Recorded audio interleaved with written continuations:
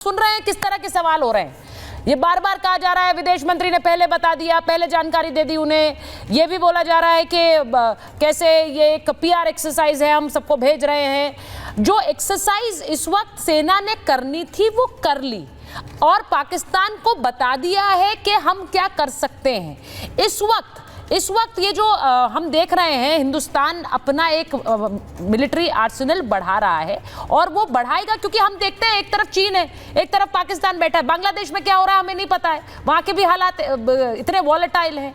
इस समय में भारत में अगर एक स्थायित्व बनाए रखने के लिए उस सीजफायर को भारत ने हाँ कहा तो क्या गलत कहा? मैं चाह रही हूँ एक मिलिटरीली आप एक ओपिनियन जनता के सामने रखिए, दर्शकों के सामने। देखिए, मैं सुचारिता आपके माध्यम से सभी दर्शकों को ये बोलना चाहूंगा कि ऑपरेशन सिंदूर अभी खत्म नहीं हुआ है। ये एक टैक्टिकल हॉल्ट हुआ है। ये एक टैक्टिकल गैप लिया गया है जिसके अंदर हमें पूरी अपनी क्षमताओं का हमने एक उदाहरण दिया है कि हमारी कैपेबिलिटीज डीप स्ट्राइक तक है। नंबर एक, उसकी वजह से जो पाकिस्तान चिंतित हुआ है, क्योंकि देखें एक दिन और होता तो पाकिस्तान की जो वायु शक्ति थी वो खत्म हो जाती। उसके बाद हम अपने मुताबिक अपनी मर्जी से नेवी के द्वारा और थल सेना के द्वारा ऑपरेशंस को अंजाम दे सकते थे। अब नंबर 3 ये है कि देखें अंतरराष्ट्रीय प्रेशर को भी हमें देखना पड़ता है। देखें जितनी भी इंटेलिजेंस शेयरिंग हुई है वो यूएसए की तरफ से भी हुई है, सीआईए की तरफ से, वो हमें तालिबान की तरफ से भी हुई है, ठीक है, वो हमें रशिया की तरफ से भी हुई है।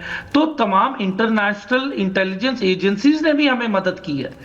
एंड जब पाकिस्तान को लगा कि यस इसके बाद there is point of no return, तब उनके डीजीएमओ ने आउट ऑफ डेस्परेशन कॉल किया कि इसके बाद आप बताएं, क्योंकि हम इसके आगे फिर थल सेना की कार्रवाई थी, then it would have been open war.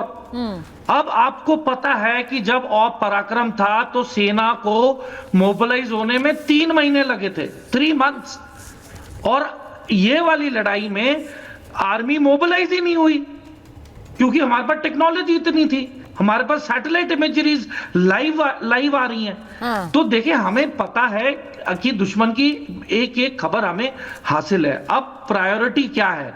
देखिए वॉरफेयर चेंज हो गया है। अब ये है एनसीडब्ल्यू, नॉन कॉन्टैक्ट वॉरफेयर, जैसे कि रशिया और यूक्रेन के बीच चल रहा है। अब ये मतलब घोषित नहीं किया जाएगा कि युद्ध है, पर लड़ाई इतनी खराब और गंदे तरीके की होगी जिसके अंदर फाइबर ऑप्टिक केबल से रिलेटेड ये जो ड्रोन्स हैं, फाइबर ऑप्टिक ड्रोन्स यूज होंगे, जिनके ऊपर जैमिंग का कोई असर नहीं होगा, जिनकी डीप स्ट्राइक कैपेबिलिटीज 50 किलोमीटर तक हो सकती है विद इन एनिमी टेरिटरी। और ये टेक्नोलॉजी हमारे पास भी है और गुप्त सूत्रों से पता लगा है कि ये पाकिस्तान ने भी अभी पिछले हफ्ते एक्वायर किया है चाइना से।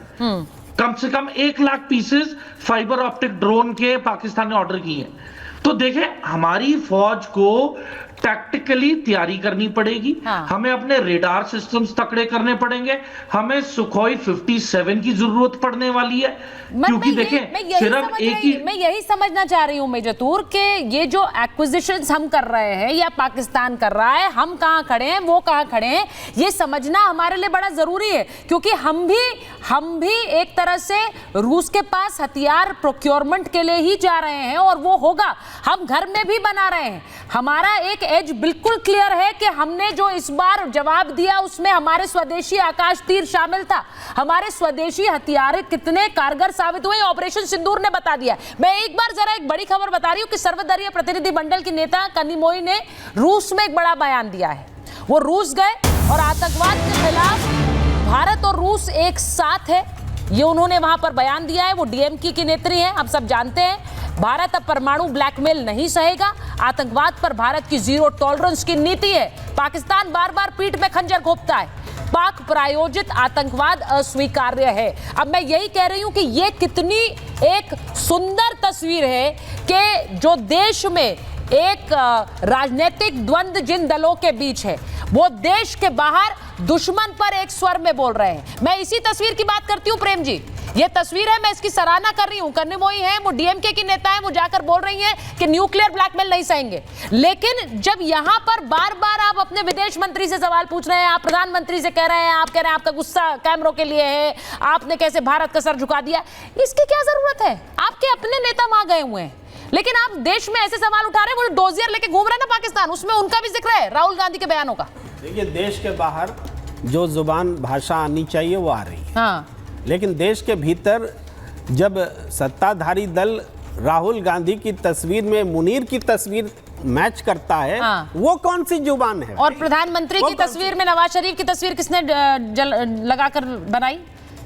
किसने बनाई? वो तस्वीर है कांग्रेस ने बनाई, कांग्रेस पार्टी ने बनाई, कांग्रेस पार्टी ने अपने उस ट्विटर पे डाली। आप बोल रहे हैं वो जायज है? दोनों सही नहीं है। मैं तो नहीं कहती, मैं तो नहीं कहती, लेकिन उसकी जिक्र क्यों नहीं करते हैं? उसको क्यों छुपा जाते हैं? छुपा क्यों जाते हैं? बाद में आया, जवाब सही है, देश के जवाब में आया। नहीं, बाद में नहीं आया है। टाइम चेक करिए, टाइमलाइन आप चेक करिए, टाइमलाइन आप चेक करिए। आपको टाइम नहीं पता है? हमने तो डिबेट्स किए ना सर, हमें तो पता है, हमने डिबेट्स की, हमें पता है। टाइमलाइन चेक करिए, पहले बिहार कांग्रेस ट्वीट करती है, उसके बाद बीजेपी करती है। मैं नहीं कह रही हूं उनमें से कोई सही है, लेकिन आप कन्वीनियंटली एक को छुपा देते हैं, एक पर इतना हल्ला करते हैं। अपने हल्ले को दोनों पर रखिए, एक पर नहीं करिए, एक पर नहीं करिए, हल्ला दोनों पर करिए। फिर आपका खून नहीं खोलता। देश के प्रधानमंत्री की तस्वीर नवाज शरीफ के साथ मिलाते हैं, आपको अच्छा लगता है?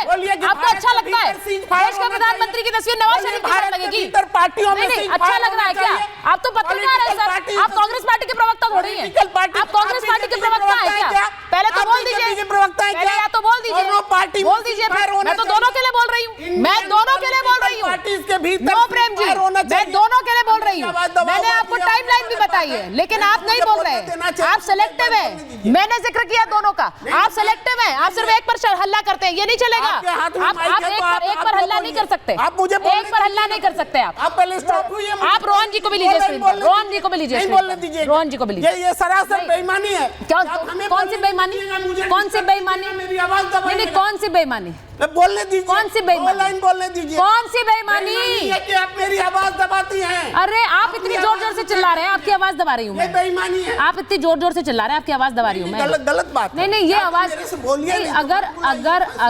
अगर आप दोनों पर बोलेंगे तो मैं आपको फेयर बोलूंगी। अगर आप एक पर हल्ला करेंगे तो आपका फेयर, आपका फेयरनेस दिख रही है। एक मिनट रोहन जी, देखिए, दोनों तस्वीरें थी, मैंने दोनों की बात करी है, और ये डिबेट पहले हो चुकी है। आज का डिबेट का टॉपिक नहीं है ये बार बार मुनीर राहुल पे आते हैं, उस पर नहीं बोलते। जब वहां की पाकिस्तानी मीडिया में जब चिल्लाया जाता है राहुल गांधी के बयान लेकर, सर वो बहुत शर्मनाक है। हमारे नेता के बयान वहां घूमते हैं। इंडियन मीडिया का जिस तरह से पाकिस्तान को इस्लामाबाद कब्जा कर लिया, वो भी तो शर्मनाक। वहां जाकर बोलिए ना जहां पर बोला गया था। नहीं, उधर उस चैनल पर जाकर बोलिए जो बोल रहे थे। मुझे नहीं लगता कि यहाँ पर इतनी चिल्लाने की जरूरत है, ड्रामेटिक्स की जरूरत नहीं है। बोलिए रोहन जी।